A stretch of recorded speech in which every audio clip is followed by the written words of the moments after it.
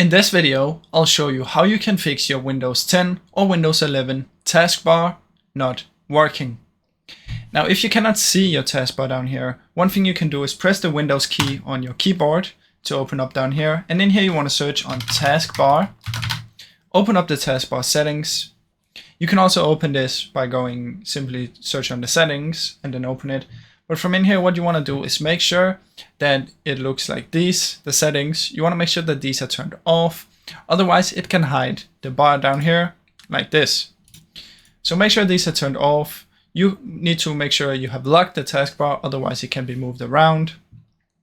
And after that, you can customize it a little bit in here. If you cannot see it at the bottom, you can try and choose some different ones. You can choose right and then back to bottom and see if it pops up down here. Now, another thing, if this doesn't work, what you can do is come down here and search for CMD, right click on it and open as an administrator. Once it's done opening here, what you can type is sfc/scan now, press enter, and it's gonna start scanning for any errors. Now wait for this to become 100%, and after that you can close it down.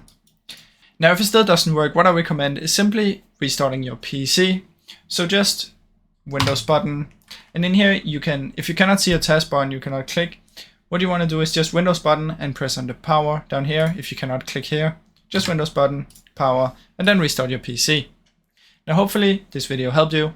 If it did, please leave a like and subscribe, as it helps me out a ton. Thank you so much for watching.